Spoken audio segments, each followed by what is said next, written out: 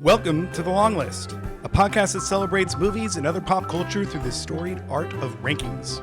There are no wrong answers, no bad opinions, and hot takes are always encouraged.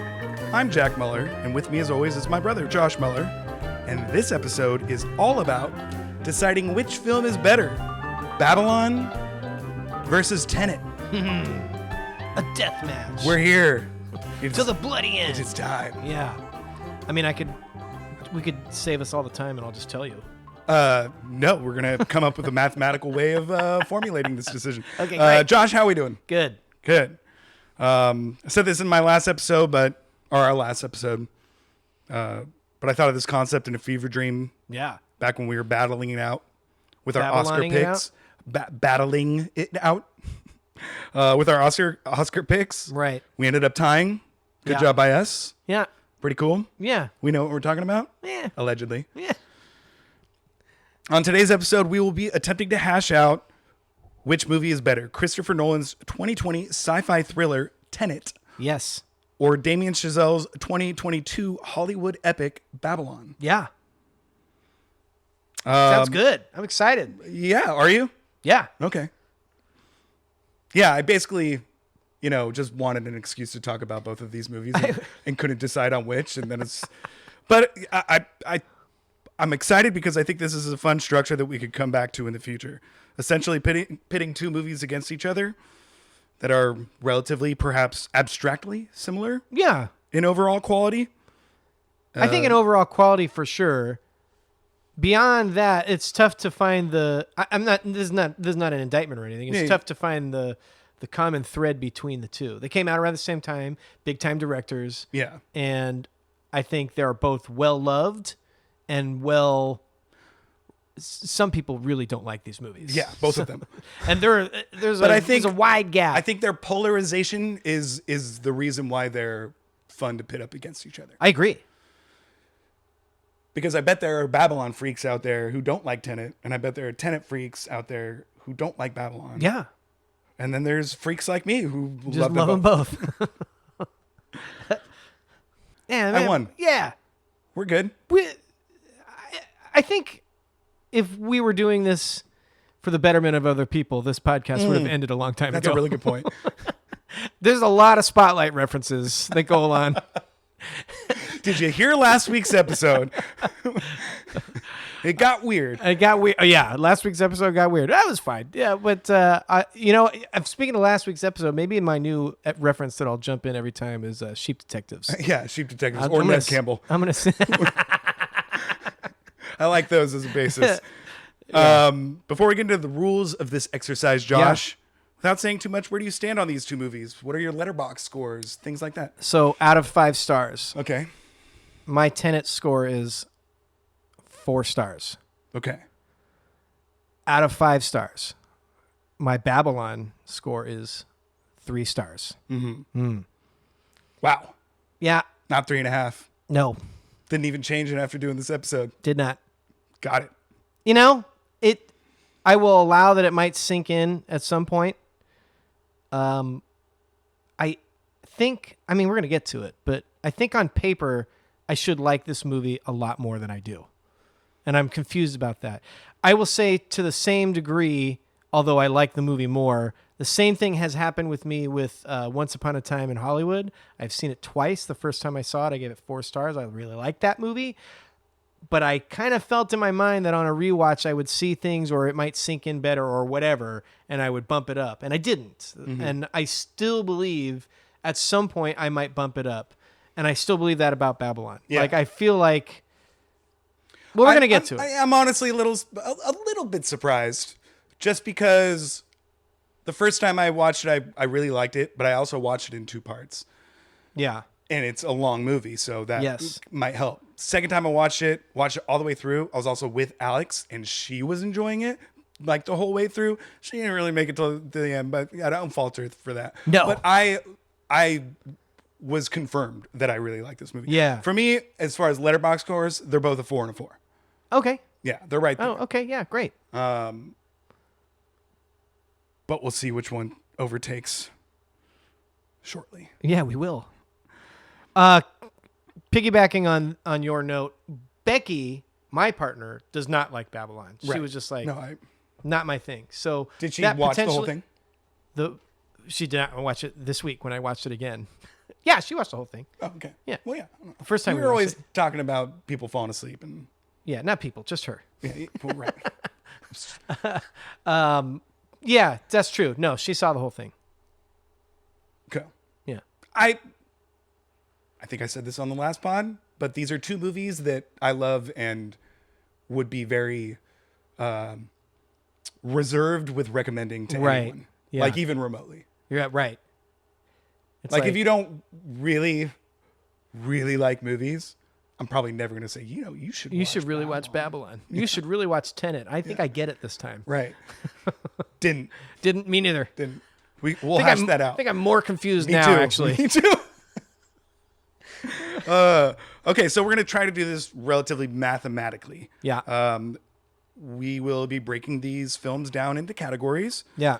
And we're going to rate each aspect of the film on a scale of 10. Yeah. Individually. And then have the average. Maybe come together with an average. Yeah, but we're going to use those 10 scores to make our own personal average of the film. Okay. I don't know if you did that. But it's a quick mathematical. Oh, you mean like add up my numbers to come up with a total? Yes. Oh, okay. Yeah, I can do that. Well, you don't add them up. You find the average of the 5. Okay. Yeah. Yeah, no, I get it. Okay. The categories are directing, acting, writing, cinematography, and overall vibes. Yeah. I put down overall enjoyment, rewatchability, respect. I think the way I went with it personally is rewatchability was the one that I, honed in on the most as far as that score. Okay. Okay. Yeah. I mean, I that's good. I just took it face value vibes. Like, how am I vibing through this movie? Right. Yeah. Right. Exactly. But that comes into it. Yeah. So let's get to some stats. I like it.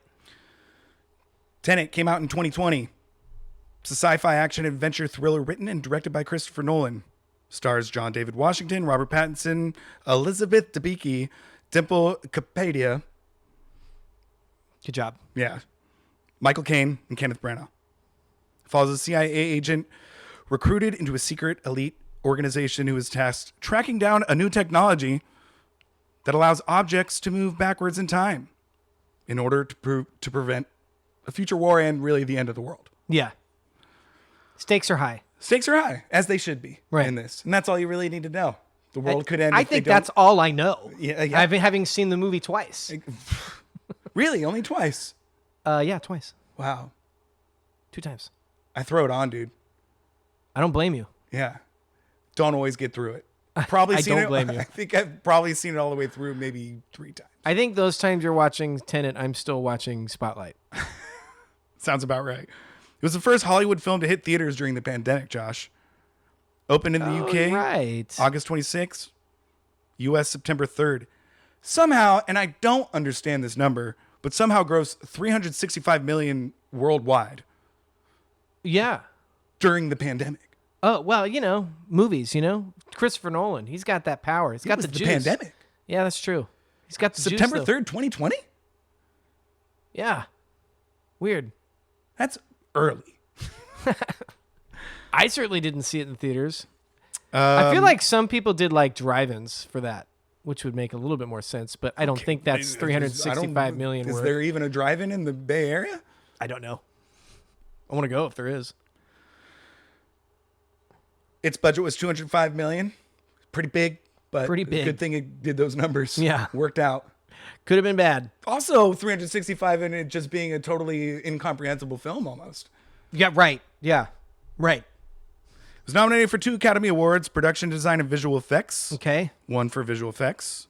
Its IMDb score, we could debate all day about whether these mean anything, but I think they do, at least in terms of this exercise. Right. IMDb 7.3, Rotten Tomatoes 70%, Metacritic 69%. Kind of all right there. Yeah. Letterboxd 3.4. Same. Yeah. Like pretty consistent rating throughout People like this movie. Yeah. Good, which I'm happy about. Good job. I'm with you. It's a good movie. All right, let's talk Babylon. Okay. Came out in 2022. Yes, it did. An epic period piece, dark comedy, drama, written and directed by Damien Chazelle, our guy. Stars Margot Robbie, Brad Pitt, Diego Calva, Jovan Adepo, Gene Smart, Lee Jun Lee, and it's a depiction of old Hollywood, chronicling multiple characters' rise and fall due to the transition from silent to sound films. A la Singing in the Rain. Premiered December 23rd, 2022. Okay. Grossed $63.4 million worldwide against the $78-80 million budget. Yeah. Not great. Not good. Nope. And then plus they promoted the hell out of it. Even with Brad Pitt and Margot Robbie. Yeah. Yep. They promoted the hell out of it too, so they lost a lot of money because they put a lot into the marketing. This was before movies were back. This is before movies were back. I don't know. Yeah. I wonder what would happen if it came out today. Probably not much different. This was like 4 years ago. Maybe a little different. Nominated for 3 Academy Awards, costume design, score, and production design. Yeah. Didn't win any of those. It was nominated for 9 Critics' Choice. A little more my speed, those Critics' Choice Awards. Including Fucking Oscars, man. Picture, director, actress for Margot Robbie, cinematography, editing, costume design, score, and it won for production design. Couldn't agree more. And this is in the era of 10 Best Pictures. Didn't even make it. Well, It's rough. what were the nominations? There you go. You did it to me. Got him. I thought about it at a certain point. Knew I needed to be on point. I'm going to pull it up. I almost got you on the What did you get me on? on the nominated for 3 but lost the 3 Academy Awards. I was about to go, oh, what won? And then see if you got that, but now we'll just get the nominations. Yeah, no, It works. who cares about those you gave me another awards choice. that it got nominated for You gave me another anyways. chance, and I took it this He time. knows those people. This was the I'm already upset. This is the Everything Everywhere All at Once year, which I'm okay with that winning Best Picture because Fine. it was a thing. Read me but the nominations again. I just know this was a year where I was just like I can't. like the whole year I just wasn't a good year in my opinion. That All was Quiet the on the Fablemans Western year, Front, right? What? That was the Fablemans year, right? Yes. All Quiet on the Western Front. Didn't see it. Avatar: Way of Water. Not good. It's What? fine. It's fine. It's good. I'm sorry. That was mean. Banshees of Inisherin. Didn't love it. Didn't really hit for me. Not really my thing. Elvis. Bad. Okay. Actively bad. Okay. You know, Baz Luhrmann coming back. They had to give it to him. I guess. This is more Elvis than Elvis is. This is like the good version. The Fablemans. I thought it was boring, but people loved it. Never saw it. I thought it was boring. I'm going to see it this week. You better. Tar. Fire. It's incredible. Just Just in this.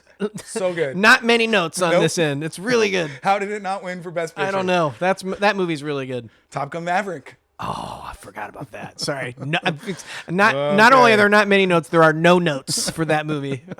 That should have won Best Picture. It never was going to, but Triangle of Sadness. Oh, Bet you didn't see that one. I forgot about that one. Yeah. Yeah, I didn't see that one. And Women Talking. Couldn't even tell you what that is. Have it at my house right now from the library. Great. Yep. Nice. I'll report Let me back. know if any men talk in it. Not that would change my mind. Sorry. We are gonna Just more of a Nope. practical point. We got them. We're gonna We're gonna edit that clip one that out. out. we're gonna send it all on social media. It's gonna be great. I'm fine with it. I think Becky in particular is probably really mad at both of us right now. She'll tell me over dinner at some point. Won't be out for 2 weeks. We'll forget this ever Right, happened. exactly. IMDb 7.1. Rotten Tomatoes 57%. Yeah, there's a Makes dip sense. there. I'm assuming that's the audience score. Because Rotten Sure. Tomatoes has both. I mean, don't I guess that's it the could one be I the least care about. Anyways. Oh, so same. seeing the 50%, I was like, yeah. But I'm interested Go why make there's your a own movie gap if you don't like it. 7 to 57, 7.1 to 57. I mean, it's not a huge gap, but there's a gap there. Yeah, 100%. That's why they suck. Letterboxd 3.9. Okay. Metacritic 61. Yeah. 61 also, that's pretty close to Rotten Tomatoes. So maybe that's a critic score. So I didn't know this when I was, coming up with these two movies, but all these scores are, right there with each other. Yeah. Other than the 57, that one hurts. Well, 61's not great either.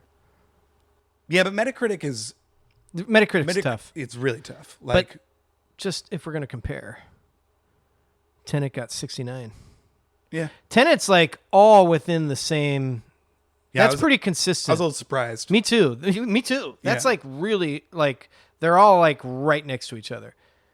Like 7.3, 70% on Rotten Tomatoes, 7.3 on IMDb, 69% on Metacritic, and 3.4 on Letterboxd. That's like all the same. I don't know where we lost everybody. I'm sorry. I know that you agree with them, but like, I mean, the last half hour of Tenet, I have no idea what's going on.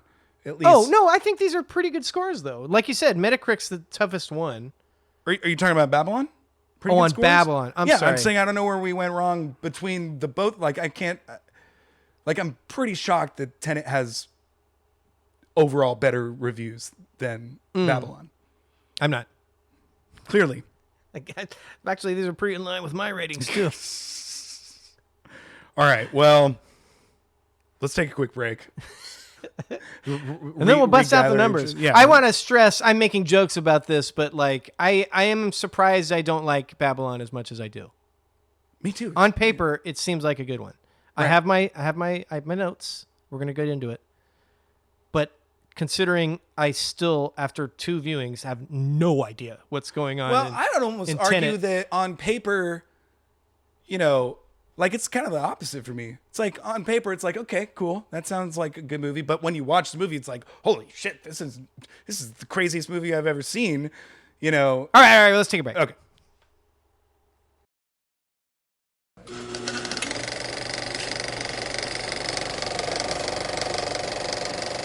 All right, we're back. Josh, let's dish out some love to these movies to the best of your ability. I'm ready. Okay. So we're gonna do some lists. Yeah. Basically the top 5 things that you like about both of these movies. Josh, what are the top 5 things you like about Tenet? Okay, so first one, kind of a specific thing. No real betrayals or like misdirects to our main characters. As Yeah. we mentioned several times, this movie's confusing. If I also got to try to figure out who's on whose side, there's a little bit of a... go ahead. Well, that's funny. There's a little bit of a misdirect in the beginning with Robert Pattinson. You don't know whose side he's on because he knows a little bit too much. Yeah. That John David Washington's character is like, what's going on with this guy? But once you get to the end, everybody's on the same side. Yes, I was actually surprised about how many times that John David Washington was concerned with being. It makes sense, but like there are multiple times when he's like, you know too much. You know too much. You're not telling me halfway- things. It happens towards the end too when he finally finds out that he does know like way more about the whole Tenet thing than he initially led to. Yeah. And he's like mad and he thinks he's betraying him, but he's not. You know what I mean? Yeah. So they do like... Sorry, I shouldn't say there's no misdirects because like they're leading you up to that. They're making you think that. But at the end, they're all on the same side. Yeah, And right. I like that because there's just so many plot mechanics that I'm trying to work out. It's nice that at the end, these guys are all on the same team. Yeah. And it's cool and they're homies. We get up to some stuff. Yeah. That's great. I know. I wish there was a sequel or a prequel with John David Washington and Robert Pattinson just like doing time stuff. Yeah. I think that especially on this last watching, I was just like, it's almost written for it. You know what I mean? It's like, Hey, I mean, never say never. I'm not saying never. I hope it happens. I don't think it will, but it's good not to spoil the lead, but it's good vibes in this movie. And I would love to see it. That's not really like why I like this movie, but I wish I had it. It's like that kind of level of good. I wish I had that sequel. Number 3, incredible visuals. Yes. Just like, I don't know how they do some of this stuff. And even in the small moments, like, a lot of it takes place on the Russian dude's yacht. That all looks great. Looks great. Ocean looks great. Alex came in at like the second half of this movie, and I was just like, You're not going to buckle up. have any idea what's going on. I had already told her about it, which is why she never really had any interest in it. But this time she just didn't have a choice. Yeah. And at one point, she's like, she came in and she's like, oh, are they on a boat right now? And I'm like, yeah. And it's a good one. Yeah. Looks great. Yeah. Really good. Big ideas from just like what really could be like a cool action genre film. If it was made by a different director, I don't know if this sells 300 and whatever million. Mm-hmm. I would say, well, not most, but many big action or action genre films, just kind of like it's like two guys get together and they're trying to solve a mystery. Let me be clear. I love every one of those movies. Yeah. But this is trying to aspire to something more, mixing in sci-fi. It's still kind of got that buddy action vibe to it. Definitely. It's definitely in the thriller genre. It's like taking a genre movie and expanding everything outward to make it a big production, Christopher Nolan worthy movie. Exactly. The brilliant part of this movie is that they took the most complicated idea, but then put it into the most like everything you ever want to see in a movie sort of movie. Yeah. You know Doesn't always work. No. But it works. Usually works for Nolan. It does. He somehow gets it done. And then my number one is incredible set pieces. Just incredible action set pieces. I don't even know which one's my favorite. Like the fact that like where they bungee jump both off, but then also they bungee jump onto the big skyscraper in India. Yeah. That's like my fifth favorite set piece in this movie. Right. It's like, come on, what are we talking about? Yeah. It's great. How do they bungee jump onto the building? Well, they kind of propel off. They propel but off. I don't know at what I was watching for it. I don't know at which point they get hooked up again. He hooks the rail. Yeah. But like, has he been attached the whole I don't know. time? Also, it's a great How line. do they jump onto the building? Are they already inverted at that point? You know, I'm joking. No. Okay. No, but I love that part when she's like, "How do you plan on escaping?" And he says something like, "Not in any way I feel comfortable with." And as he's saying that, you see Robert Pattinson go by. Go. It's great. Really good. So those are my five. I like it. What about you? Any movie that takes me to so many different locations, I'm in for. Just fantastic. Just all over the world great. in a blink of an eye. Doesn't matter how. Born they got Supremacy. there. I thought about it when I put it down. I was like, if Josh makes a Born Supremacy son joke, of a bitch.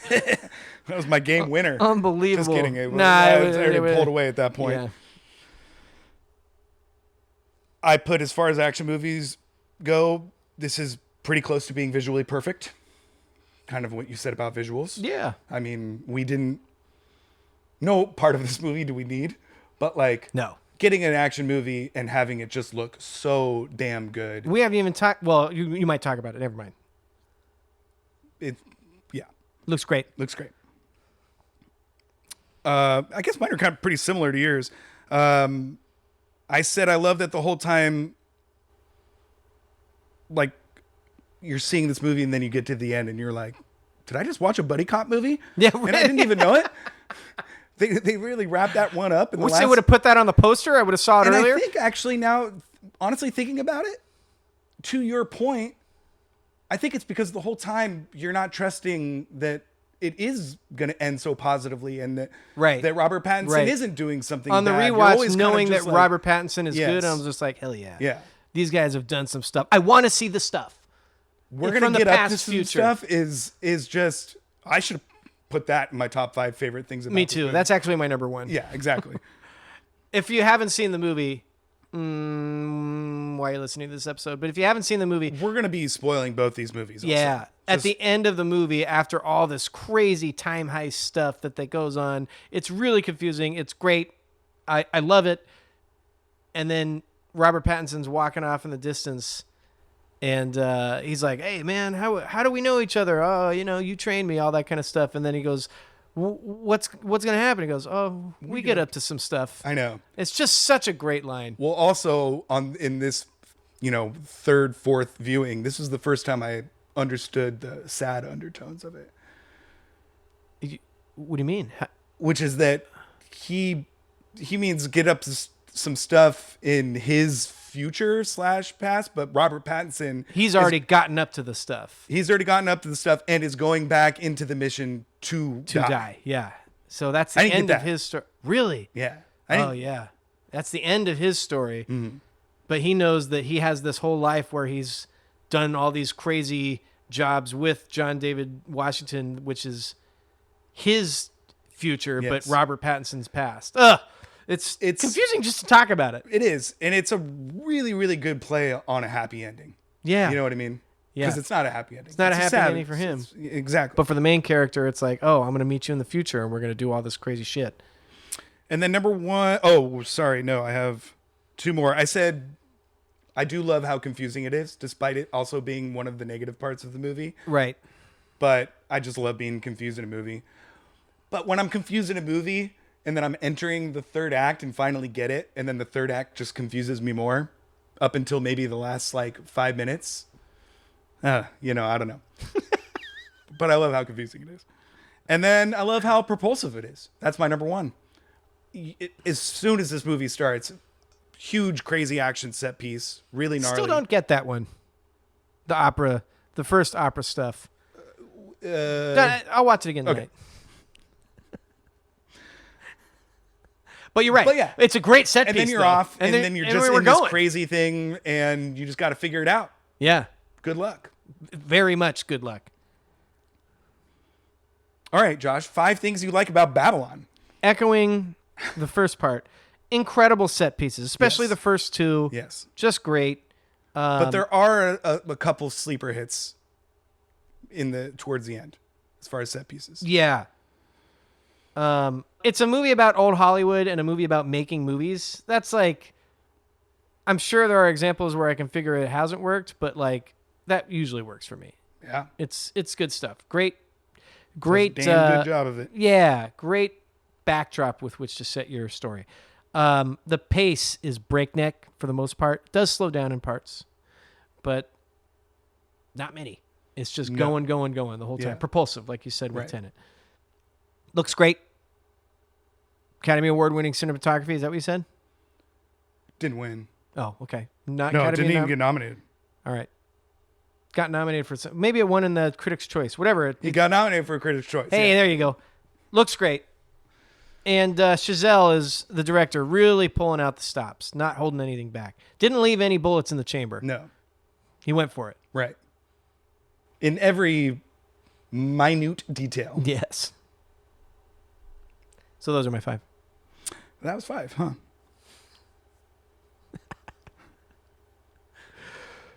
I love how ridiculous this movie is. I know that that's not for everybody, but correct. Between the elephant shit, the snake scene in the desert, the scene with 1 billion takes, the scene where they're shooting a scene with 1 billion takes, I just really respect him going for it. Just like you're saying. Yeah. I like those challenges. Yeah. That's where we lost Josh. I think this is the best modern depiction of that time period and culture. Even though it's better than The Artist. Exactly. It's better than Great Gatsby. It's better than Great Gatsby. I can't think of any other examples. It's pretty anachronistic, but I think it really succeeds in going down that road as far as using that, things feel modern at times a little bit, and I think it does that well, but not too much. Right. Margot Robbie and Diego Calva. Yeah. I think kill it. I think they're excellent. Especially Diego Calva just coming out of nowhere. Yes. I think he's really good. That's great. The montage. What montage? Oh, at the end. Yeah, that's pretty good. Did it for me. It's funny because you didn't even see it the first time. I know. Which we talked about before. I know. You were like, I was like, I didn't finish it yet. You're like, you didn't even get to the end? And you said, the end is the best part. I don't know if you really said that, but you got to see the end. The montage is cool. The montage is great. I'm sure people don't like that. Yeah, I can like there are modern movies in the montage. Like they show Avatar they in show the Avatar. montage, which is like, okay, we're jumping the shark. I like it. I think that's cool. We're showing it's all really of cool. movies. Yeah. But I can easily see where that might take someone out of it. Not me. Right. And then I said the first 45 minutes are just spectacular. Yeah. Like you said, the set pieces. Yeah. Huge. Especially the film scene. Yeah, that was the second set piece The second set piece, yeah. on the set of the first On the day set where they're of the- shooting all the movies. That's really good. It's so good. And sending him to go get the camera. Yeah. It's great. Spike Jonze. Spike hilarious. Jonze. I don't know how that happened. He just shows up and stuff. He does. And he's German in this one. It's great. Yeah. What's going on? All right, getting to the task at hand, Josh. Yeah, there we go. That was my notes. Yeah, true. As I said before, we chose 5 aspects of this film to rate. We will rate each aspect out of 10, and then find the average of the 5 scores to represent our personal total ranking of the film. Do you think that after that we find the average of our 2 scores and use that as the long list choice of which movie is better? I was told there would be no math. Actually, in the document, it says we are mathematically going to I'm be. just joking. I'm fine to do this however you want to do it. Okay, I say So if we want to like conglomerate it together at the end, yeah. then As we people hear our individual scores, then we could just yeah, have a fun time of aggregating that. yeah. I say that right? Do we need a pen and paper? No, I'll just do it on my phone at one of the breaks. Okay. So, I'm honestly not sure how much of this conversation, I'm sure it'll, vary a little bit, but I don't know how much of this conversation will necessarily be this movie does a better job than this movie. I think we're going to just kind of be talking You want about to talk about each aspect and then give our ranking each at the aspect end? of each films, give Yeah. the ranking of each films, and then I'm good see with what the that. scores are. Yeah, I'm good with that. Any feelings about the process? Did you have a strategy? Any surprising results? No, not really any surprising results. Other than the fact that the second time I watched it, I like I said, I did expect to like Babylon more, and I just didn't. And I don't dislike it. Mm-hmm. I'm kind of in the middle, which seems to be in the minority of how people feel about this movie. People either love it or don't like it. Right. And I'm kind of right there in the middle. Yeah.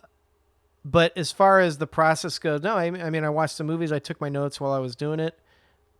Came together pretty easily. Then I just need to assign a number grade to it. Yeah. I think the most, I guess with the number grade part, I think the most difficult part, surprisingly, was who to blame for the negative aspects. Yeah. You know what I mean? So between like the directing and the acting, who do you blame, the director or the actor, or, things like that. Right. And you said you went pretty positively. I would say for the most part, I didn't do that. And like if there was something that I felt wasn't there, I dinged it for it to some extent. Maybe our scores turn out to be the same and I'm just talking out of my ass. I don't know. But really there was one category that was at least, I mean, I haven't added up the scores yet, but there was one category that was different for both films, and the rest of them were kind of similar. Yeah, sure. I'm interested. Yeah. I'm excited. So how do you want to do this? Well, we're going to start with Tenet. Do we already tell? We did. Directing. Yeah, we're doing acting. directing, acting, writing, cinematography, and vibes. Right. We're going to start with Tenet. Came out first. Sounds Figured great. That's the best place to start. We're going to start with directing. We're going to give our scores, our aggregate scores at the end. Okay. That's what I thought. Yeah. Okay. Directing. Yeah. I'm just going to vamp for a little bit here. Please. This was Nolan's 11th film. Feels like he really went for it. Yep. And feels like he knew that he was going for it. It feels very self-aware, I will say. Whereas Inception was super confusing and really weird, Yes.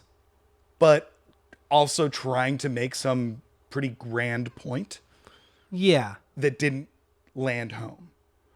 Whereas For some people, it landed home with a lot of people. yeah, well, I think the things that they liked about Inception are like I'm saying there's like a conglomerate out there who thinks Inception No. is the greatest movie ever made. right, and I think it's for the similar reasons as Tenet. I don't think those people are really attached to what he was trying to say. Maybe, Yeah. but I think a lot of people just thought it was an extremely entertaining movie. Yeah, and true. with this one, I think he leaned into that more. Yeah. Didn't have much of a grand point, moral thing, which there's some stuff there, but it's just kind of a spy Let's just thriller. make a sick action movie. And make it even fucking crazier than and confusing than Inception. We're going to turn it up to 11. We should also just say, and we've said it before, there are a huge amount of people out there, mostly like 20 to 28-year-old dudes that just worship the ground that they worship at the altar of Christopher Nolan. So Yeah. I would say, apart from that group, you're right about how people feel about these movies. Yeah. Yeah. He also seemed to have kind of like mastered what he was doing. And I think it's pretty interesting that he hasn't gone back to that since. So he did Dunkirk, then he did Oppenheimer, and now he's doing the Odyssey, which are all not necessarily coded Sci-fi thrillers. Right, exactly. Yeah. Confusing things. He does his I best. mean, it's pretty confusing. Yeah. But, you know. It's funny because Dunkirk is told in 3 different timelines at the same time. Uh-huh. And then he was doing flashbacks and weird things in Oppenheimer. Right. He's Black going and to tell white and Odyssey out of order. It's not going to be linear. in what way? I don't know, but that's what I heard him. He's like, well, we had to change the timeline a little bit and go back and look at all this. And I was like, of course you did. Nobody had to do that, Chris. You don't have to do that on any of your movies, but he does it. So I'm excited. Interesting. Yeah.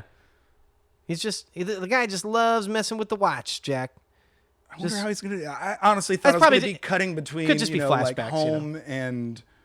Yeah. Well, but they start off with, the beginning of the Odyssey, but then they go back and they show like the Trojan horse thing, which happens in the Iliad. So it could just be flashbacks, who knows? But I don't know. We haven't seen the movie. We're going to watch it on the first day of Probably July. going to do a Nolan pod. Yeah, that's the thing. Maybe we'll do it out of order. Ooh. It's kind of a fun idea. We'll do all of our lists from 1 to 5. Yeah. As opposed to 5 to 1.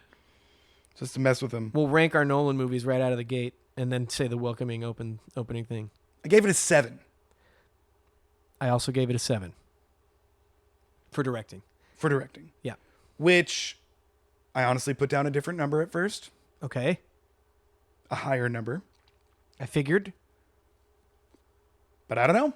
Kind of loses control there. That's my big thing. Directing encompasses everything. I know. Everything is technically under the directing blanket. I really like this movie. I really enjoy watching this movie. Yes.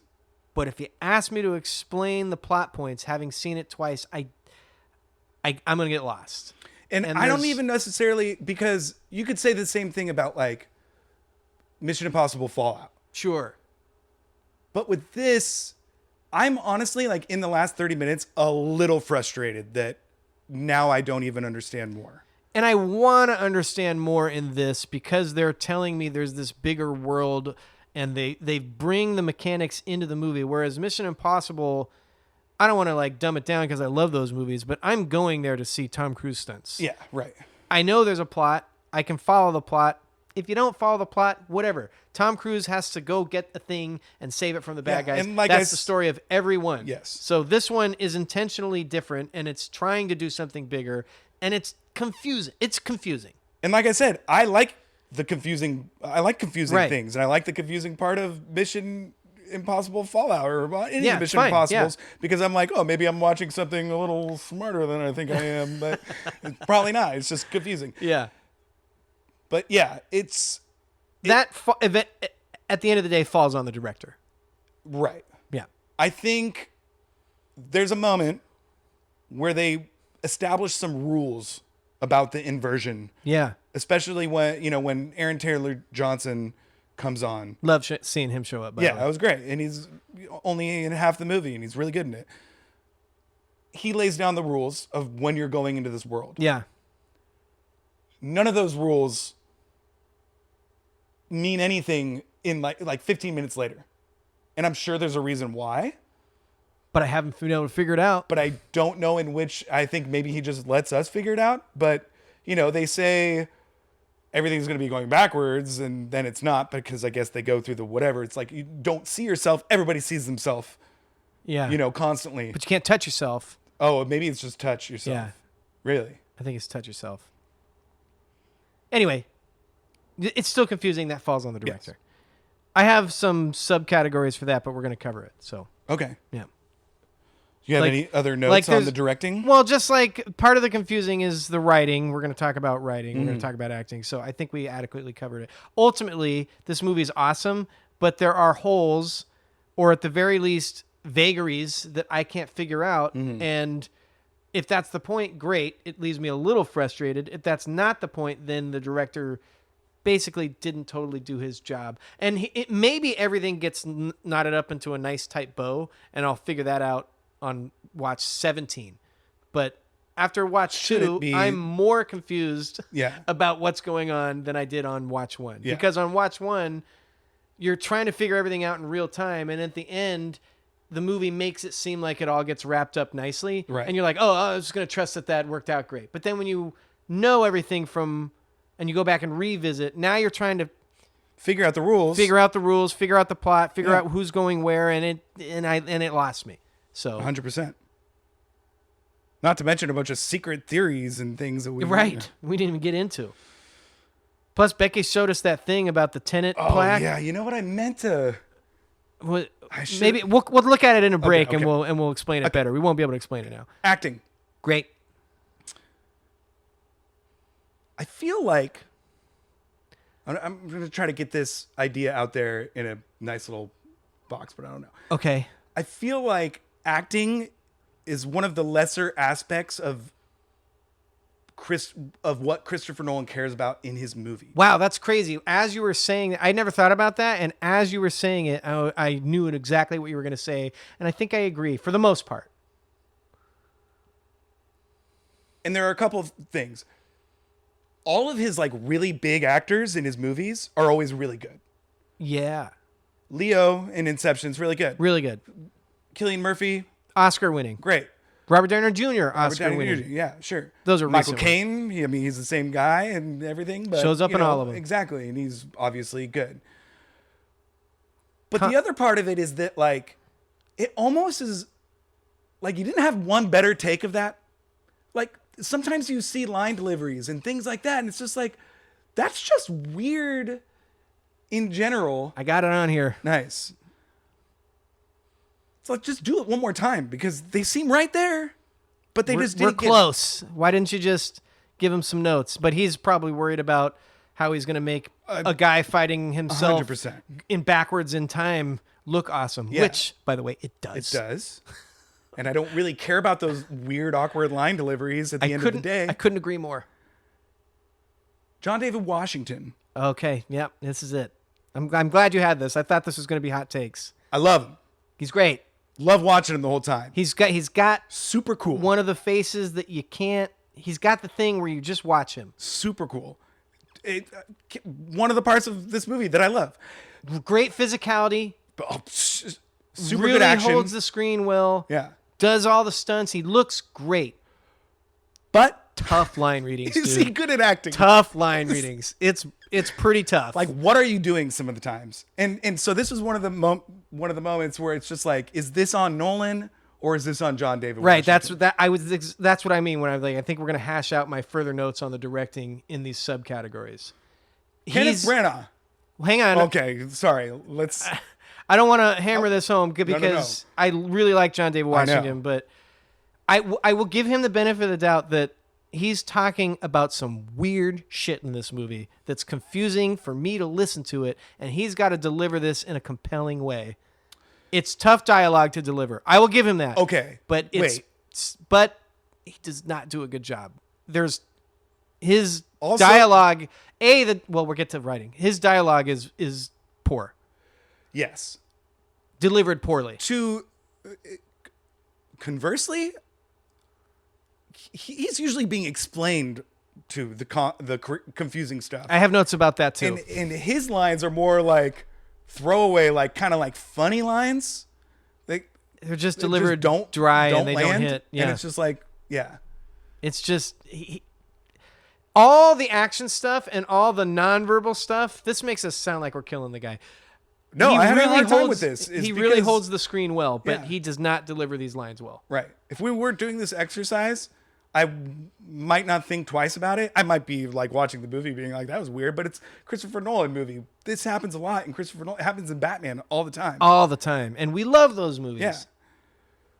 But like, then I sat down to do this. I can't. He's the main guy in the movie. It's not good. Kenneth Branagh. Yeah. Why is he in this movie? You couldn't find one other actor? Why is Kenneth Branagh in this? I mean, he's in Dunkirk too, so maybe he's like Chris Nolan's Sure, guy. but he's English in Dunkirk. Yeah. Not Russian, Anglo-Russian. They have to throw that one in there. Yikes. Yeah. That was an added line after anyways. I agree. He's not good. He's not good. His scene where he like yells, well, he's yelling a lot, but his scene in like that warehouse where he's like really violent with Homegirl. Yeah. Not good.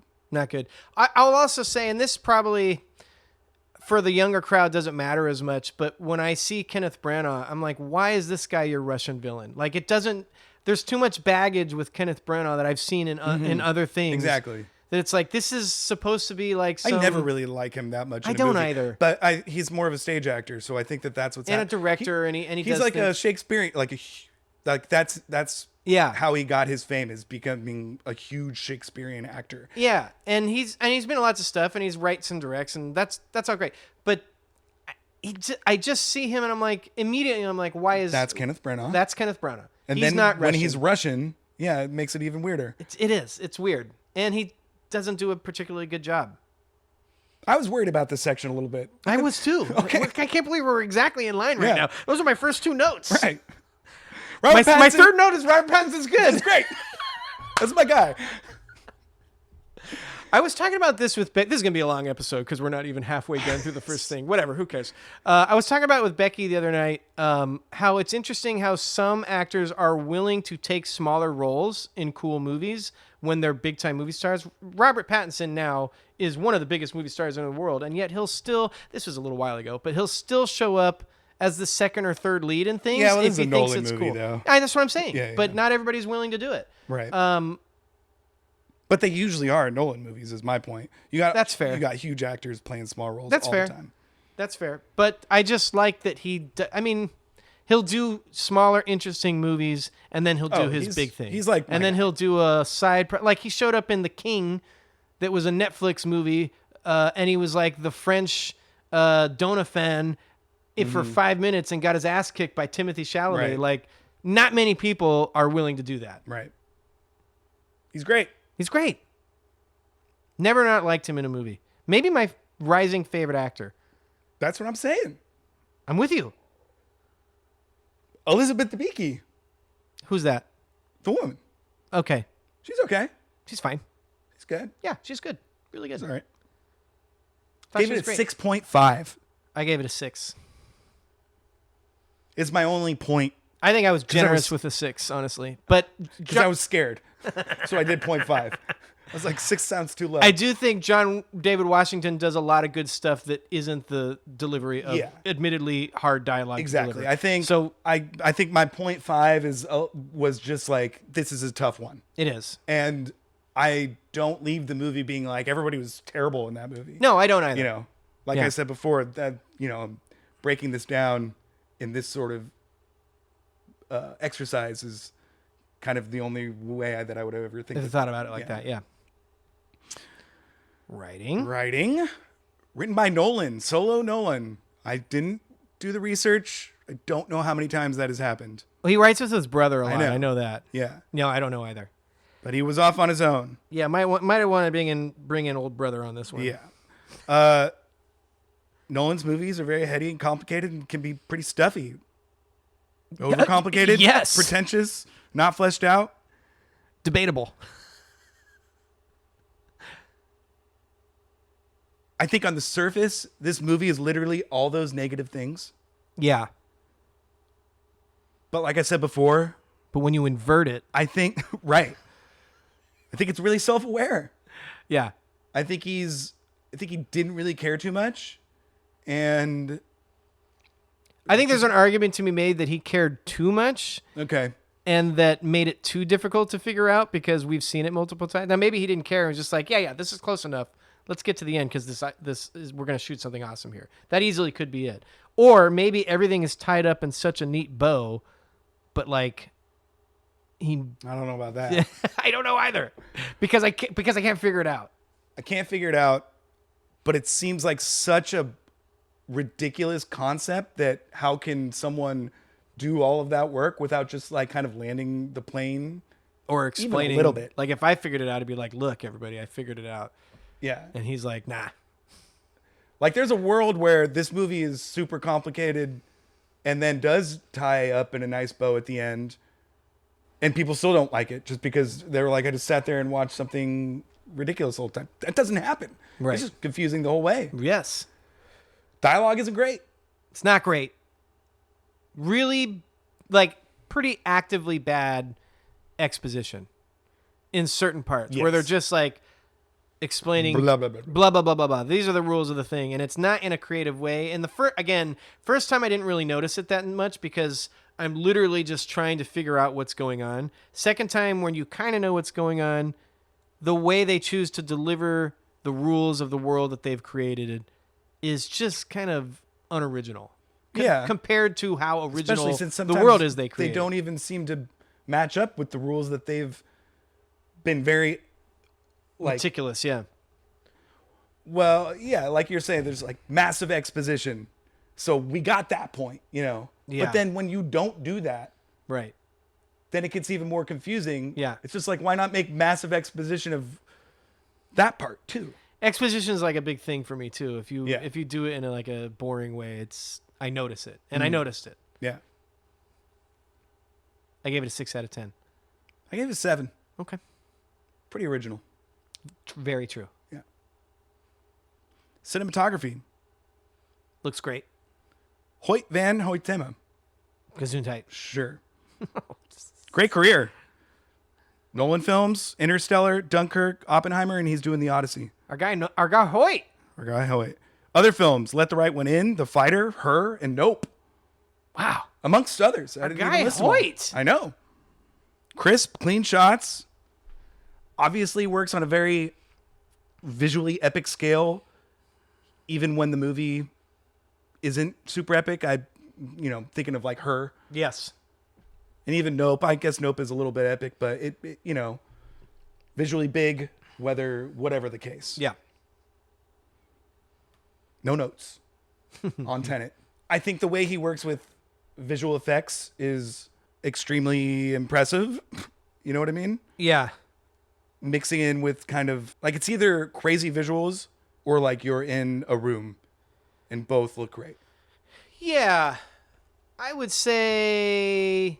Let me hear it. I gave it an 8 out of 10. I gave it 10 Oh, excuse me. No, I gave it 8 out of 10. I gave it 10 out of 10. Yeah, I think I went a little low. I mean, it does look great. I said his ability to coordinate Nolan's crazy ideas. Yeah, like which I know is probably part Nolan. The freeway chase where one car is going backwards in time and one car is going forwards in time is just incredible. I guess I just don't know of how much of that is a cinematographer, how much of that is a special effects team. The movie looks great. I guess I can bump it up to a 9. No, I'm going to stick it at 8. Okay. I'm going with my initial thoughts. Sticking it at 8. I really like it. Yeah, it's not the best looking movie I've ever seen. It's as far as cinematography goes, I don't know what anything he could have done better. Yeah. I think each location looks different. They do a lot of blue and red lights when they're doing the time stuff. Like one side is red, like a red light. True. One side is blue. So that's kind of how they, they also. I noticed they use like this like mist a lot, which comes into play when they're doing backwards motion. So it's like a way to, that's probably Nolan, I don't know. but like, the mist or the smoke is going in a different direction. Right. So you can tell, but it doesn't subtly, like when he's on the they're by like the docks, the Freeport, and there's like stuff coming out of manholes. Yeah, it's all in forward motion. Then he goes inside, and then when he comes out, it's all going backwards and really cool visual things like that. Visual things, but I don't know if that's the cinematographer necessarily. Might be. He had to capture it. He did. Good job. 8 out of 10. Vibes. This one's a little more subjective. I agree. Like I said, I went a little more rewatchability. I really enjoy throwing this movie on. It kind of has everything I want in a movie, even if I don't know what's going on. This is where the movie really shines for me. Yeah. There's a lot of flaws that we can nitpick, and we have. Mm-hmm. Ultimately, I think this movie is rad. Yes. I just like watching it. Yeah. I don't know what it is. Maybe it's chemistry between the two characters. Maybe it's the cool idea. Maybe it's trying to figure it out. Right. It's a very cool movie, and I really enjoy watching it. I gave it a 9 out of 10. I gave it 8 out of 10. 9 out of 10 vibes. I'd watch it tonight. My 8 is really about just getting frustrated at the end. Yeah, that's true. They really ramp up the confusion, but you know, first 2/3 of this movie, I could watch any day of the week. I mean, I watch the whole thing, but you know. Yeah, but we're gonna get up to some stuff at the end. That's like the best vibes of the movie, man. I know that is the best vibes of the movie. It really makes it shine. But I know that going into it. Yeah.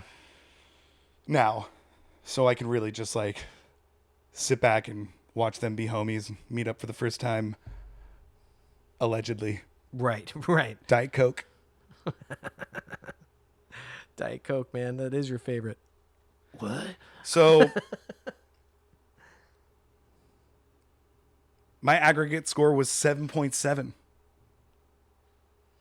I guess I'd have to add mine up, huh? 7.7. Oh, I'm using my phone. Here, I'm going to give you my scores. You ready? Yes. 7, 6, 6, 8, 9. Wow, lower than mine.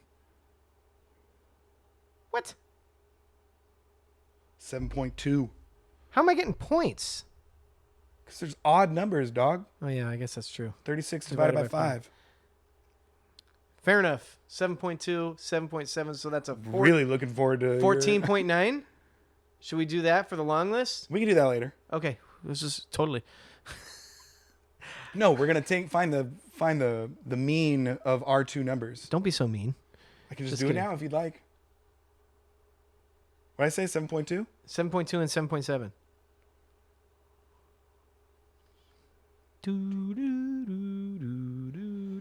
I got 2 notes on our last week's pod that they really liked that I left you singing in the Jeopardy theme song while I left the room. 7.45. 7.45 for Tenet. Way to go. And you know what? That's right in line with the with all the other ones.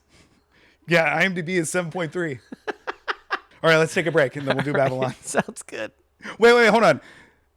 They like the Jeopardy thing? Yeah, 2 people. Nice. Yeah. I was listening to it. I was really happy you kept that in. I figured he would. It's funny. It was funny. All right, let's take a break.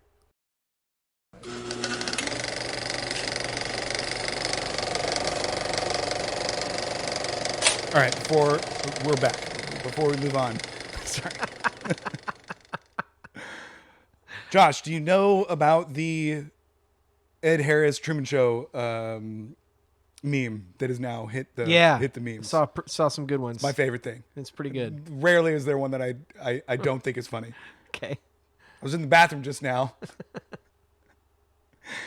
I saw one where it's Chris Nolan's face superimposed onto, the whole thing.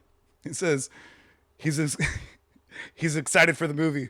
Now make the absolute worst casting decisions imaginable.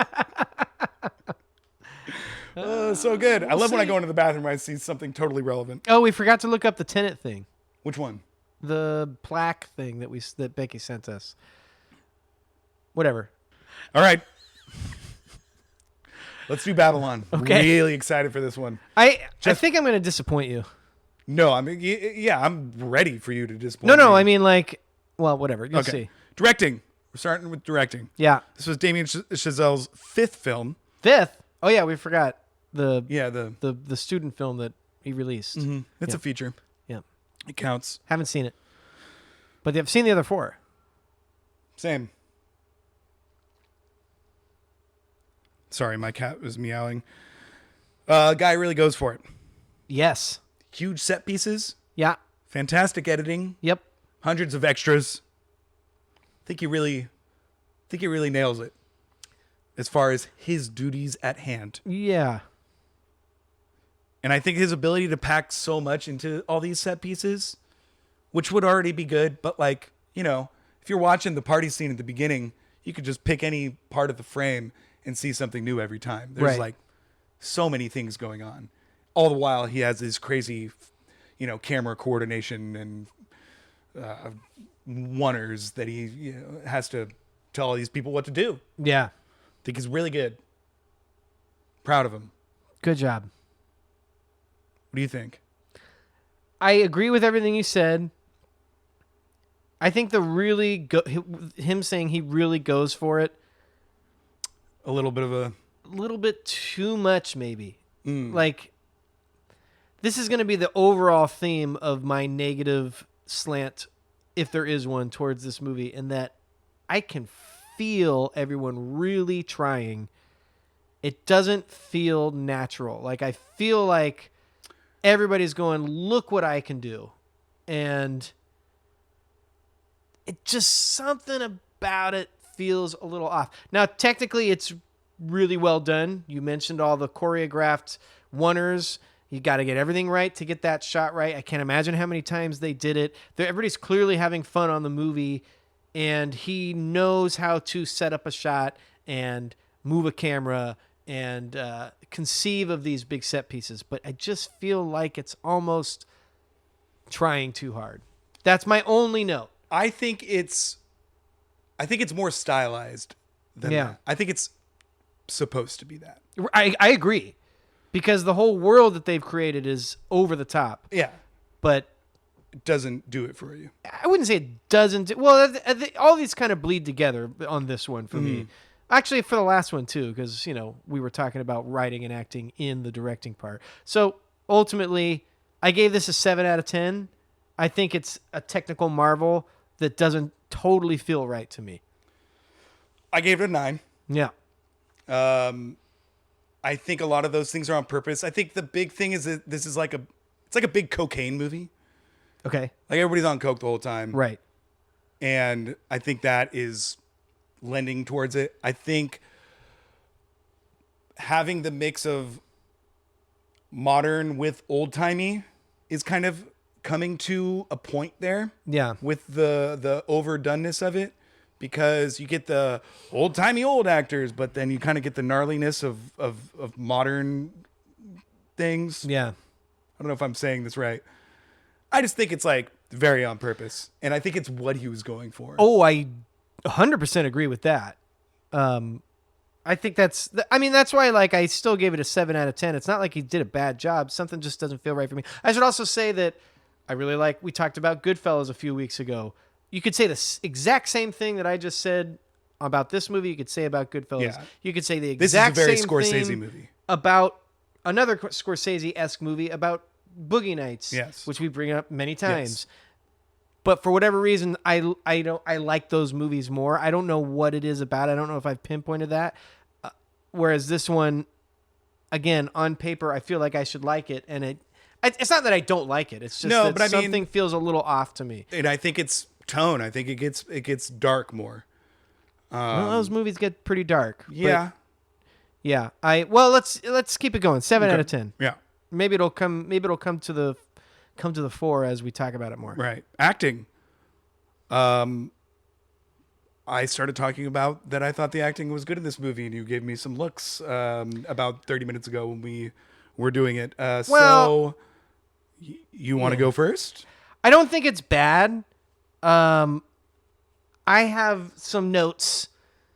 The first is, and you know what I'm going to say because we talked about it off mic. The Diego Calva role I just wanted someone with a bit more juice. I don't know if I wanted a bigger star. He just kind of doesn't really do it for me. He's not bad in the movie.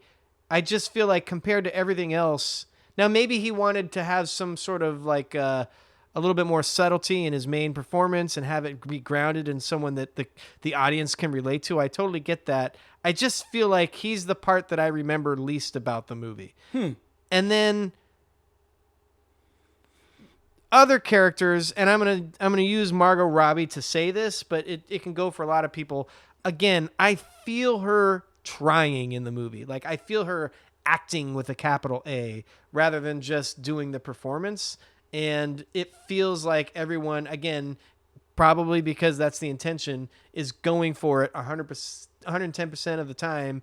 And I just like, it's like, oh, okay, a little overkill. And like, I can feel you trying to put a stamp on this, I guess. It feels, I don't want to say try hard because Margot Robbie's great. I love her in pretty much everything. And she's very good in this. And she's, I'm not saying I don't like her in this, but it doesn't match up to what I would have thought having watched the movie.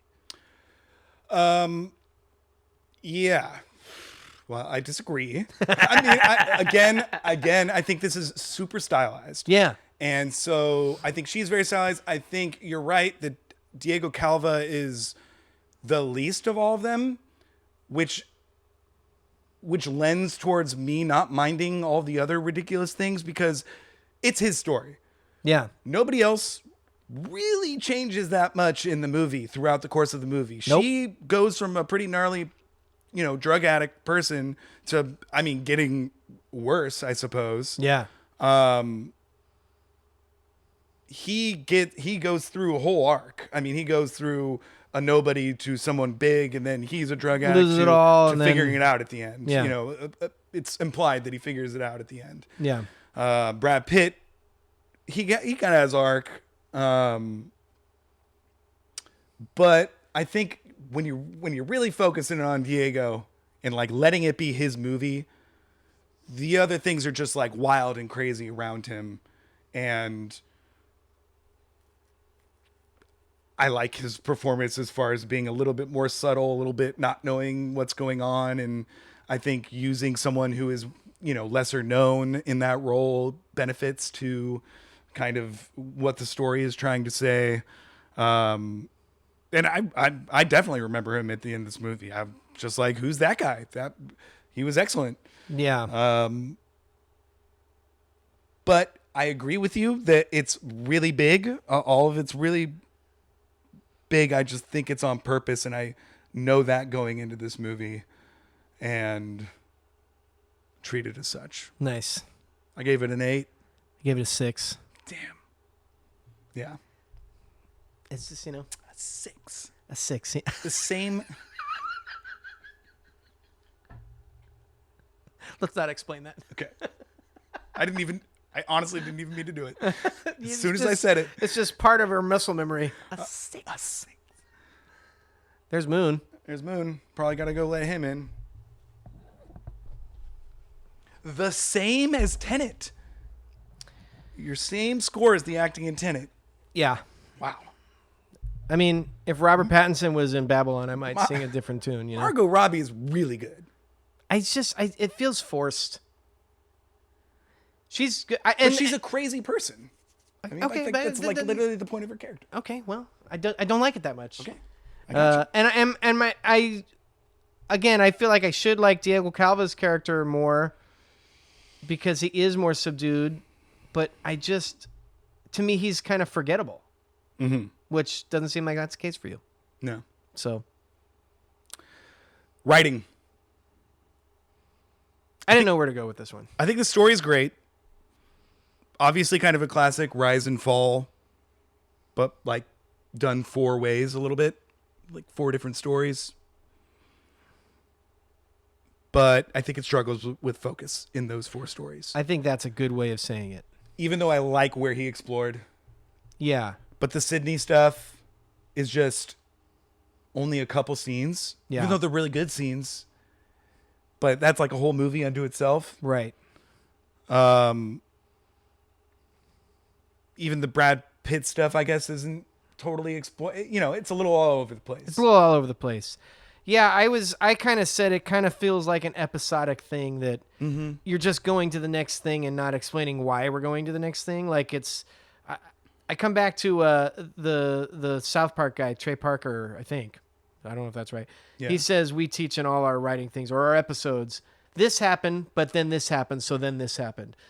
This happened because this happened, so then this happened, or whatever. You cannot say this happened, and then this happened, and then this happened. I'm not saying this movie totally does that, but sometimes I feel that way. It's just adding another scene on top of it. I don't know why or how, and we're just seeing another ridiculous scene. Yeah, I'm kind of okay with it. And that's like the part of it that reminds me most of Boogie Nights, is because you get a lot of different people's stories in that, and they don't necessarily have to do with Mark Wahlberg's rise and fall. Right. You get other people's storylines, essentially.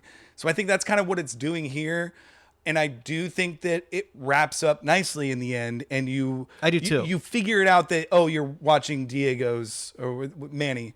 You're watching Manny's rise and fall, even though you get other people's rise and fall in there, even though it's not as organized in such a way.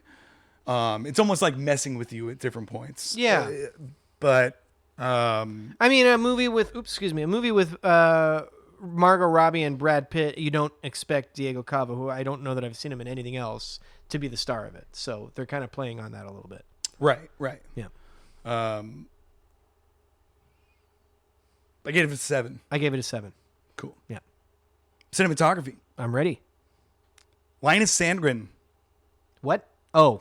Linus Sandgren is the director of photography's name. He did, as far as Chazelle movies, La La Land, First Man. I knew there was another one. First Man and Babylon. First Man looks great too. Yeah, it does, yeah. Very different look. Yeah. But number of other movies. Our movie that we just talked about in our last pod, American Hustle, did that one. That movie sucks. Movie does suck. Joy, another David O. Russell movie. Didn't see that one. And then the last, kind of cooking in David O. Russell, not a great dude, apparently. Yep. Yeah, Then since 2021, he banged off No Time to Die, Don't Look Up, Babylon, Saltburn, Jay Kelly, and Wuthering Heights. Whoa. And he's doing Dune Part 3. Oh, my guy. Oh, I wonder if there's been a lot of Dune back and forth between the Batman and Dune with the cinematographer. Oh, I thought I heard that Denis and this guy fell out of it a little bit. Oh, it could be that. The last guy fell out of it a little bit. Oh, it could be that. But maybe they're all shooting for maybe that was Dune Part 2. I don't know. I thought it was really good.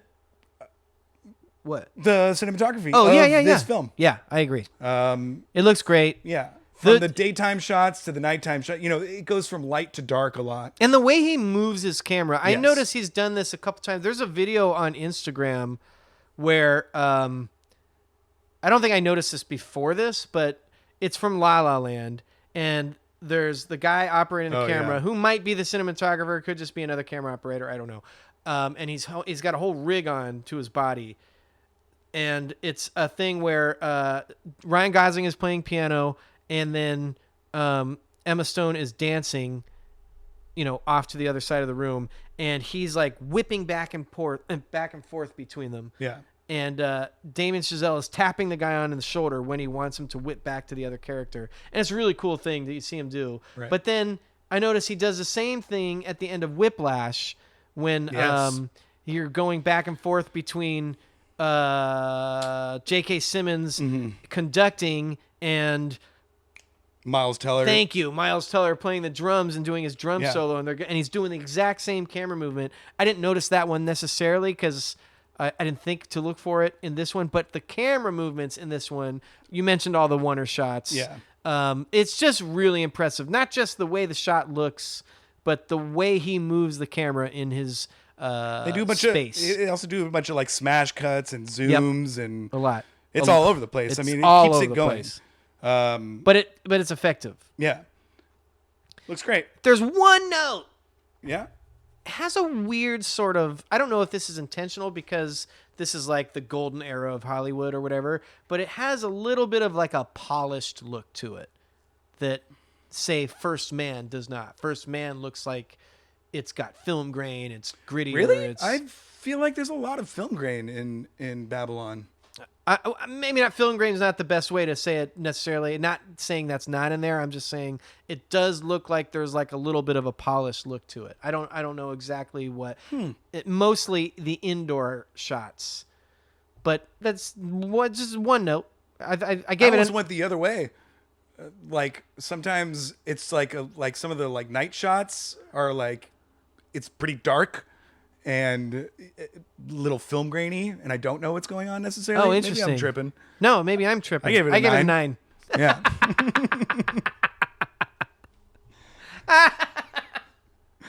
We're right there. Yeah. Vibes. I don't think we're going to be right there on this one. You'd be surprised. Okay. I was surprised by how easily I watched it all the way through the second time. Yeah. Because the first time it was like, oh, this is long. Yeah. And then I was like worried that it was just going to be boring at parts. But I was pretty on a high trajectory throughout my second watching of this, like enjoying every next scene that happened, even if it's like a weird scene. That being said, pretty dark. Yeah. Pretty gnarly. Yeah. Couple scenes purposefully unwatchable. Like I really do like the take scene where they're doing it over and over again. I think it's really well done and the editing is great. It's really well done, but that guy dies at the end. Yeah, but it's kind of funny. It's kind of funny, but it's like, oh man, like, it's pretty funny. I don't think it's taking itself extremely seriously, though you would guess otherwise by the production quality of it, I'll say. Yeah. I'm not laughing that much in the movie. Yeah. All right. Yeah. All right, okay. But like I'm saying, it's pretty dark. They mess around with a lot of stuff. Yeah. Obviously, I'm not going to throw this one on as much as Tenet. No. Less to figure out, to be fair. True. You could say that about any movie with Tenet. Yes, right.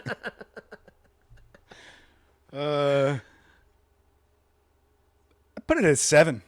So I debated and I went more generous. I went the more generous between the two I was debating. Ultimately, I don't know what it is about this movie that doesn't make me want to watch it and doesn't like put it in the 4 or better status. Because I've said it 1,000 times. On paper, it looks like something that I would rate that highly. Yeah, well, you're not really into the like weird shit that much. No, not really. But again, to bring it back to Boogie Nights, that's a 5-star movie to me, and that's a pretty weird movie. A lot of weird things happen. It gets dark. But to me, I don't really enjoy watching this movie.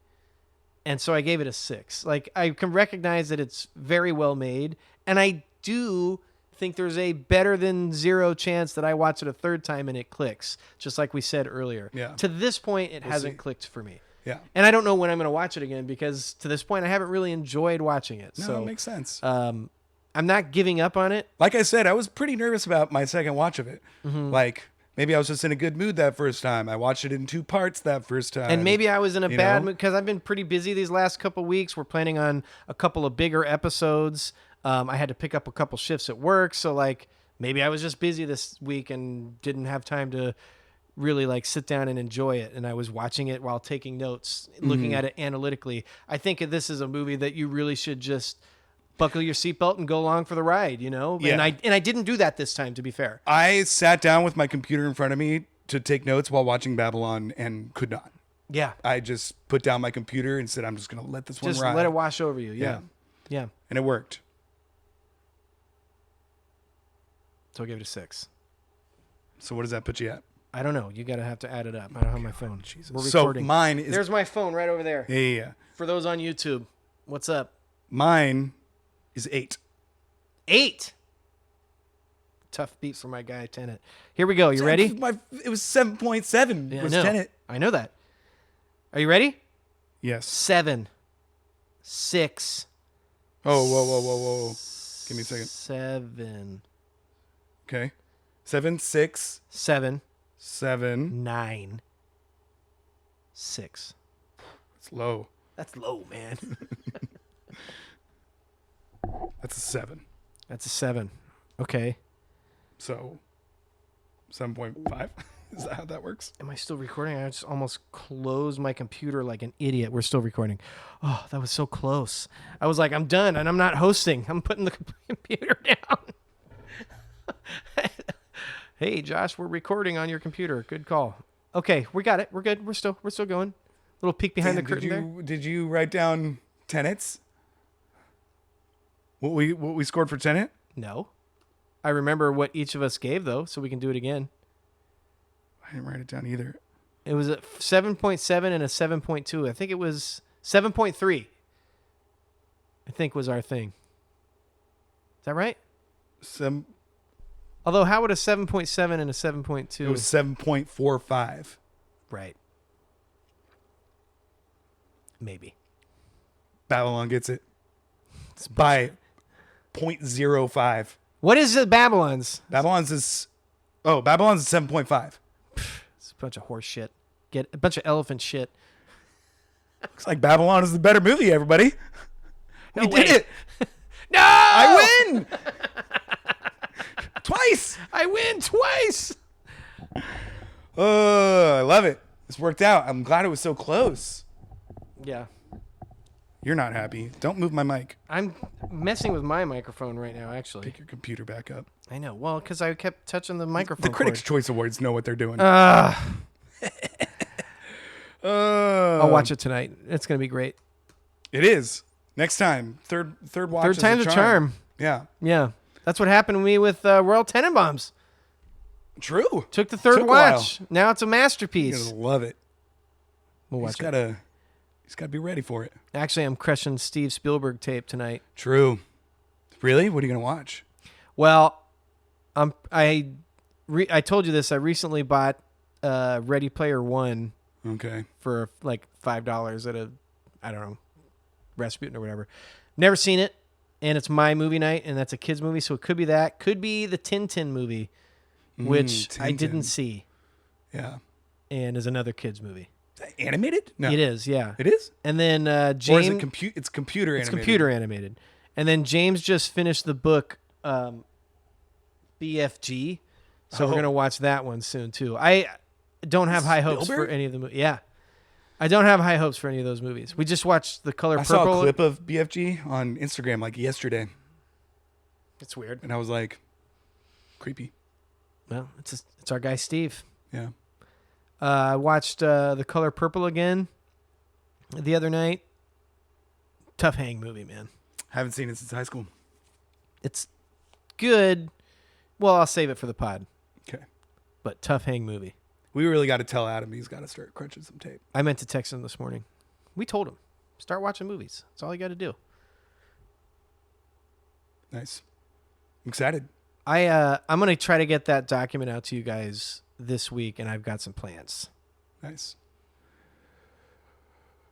Well, I had some plans for this one, but I was shout out Tenet and Babylon, by the way. I was worried that we weren't going to like hash out the movies enough, even though we're like talking about each aspect. Yeah. But I'm glad that we got, talking about scenes and stuff. This did it for me. This worked great. Let's do it again. Yeah, I know. Got to figure it out. Yeah. I don't some have weird any movies ideas next time. What? Spotlight versus Citizen Kane. I had a Citizen Kane take. Like, this movie's Babylon's better than Citizen Kane. Come on. Don't do that. We don't When was the subscribe. last time you seen Citizen Kane? Probably a year ago. Really? It's really good. Yeah, it's pretty good. So is Babylon. 8. Aggregated long list 7.5. Pretty good. Not bad. Both those movies right there. Wait, we should keep... Like, I honestly was thinking that your low scores of Babylon would like lower them significantly, which would have made sense. I thought we were going to come out with Tenet on top. I did too. But then when I actually started, I mean, it's interesting. It's a really good movie. No, when you actually start breaking things down, like analytically, like there's nothing. This was my idea. Okay, but no, but I'm saying this was the genesis of my idea. Was No, when you really start thinking about every aspect differently. But that's not how you watch a movie. Oh, you know, okay. like vibes are the things. And I mean, if I had gone 5 out of 10 on vibes like I had originally, maybe it would have snuck in there. But It would have been lower. But I went low on vibes. I mean, it went 7. I went 6. That's low. You just said you went 7 and you liked the movie more than I did. Yeah. I went higher on vibes on Tenet. Me too. I went 9 for Tenet. Yeah, I did 8. It's fucking great. Love watching that movie. You'll get there. You just wait. I don't know. The Babylon Hive is calling you, Josh. I don't think They're out there. It's a mute And I whisper. see you, and I thank you. All right, Josh. Thanks for indulging me in this. Next week is Spielberg? It's funny because we have so many plans. Tenet. We have so many plans, and we're recording this 2 weeks in advance. Right. Before it comes out. Yeah, so I guess next week would be Spielberg. So probably Spielberg next week. Maybe Part one other episode in between. I can't remember. Couldn't tell you. Yeah, man. Haven't talked Whatever. about it. Spielberg.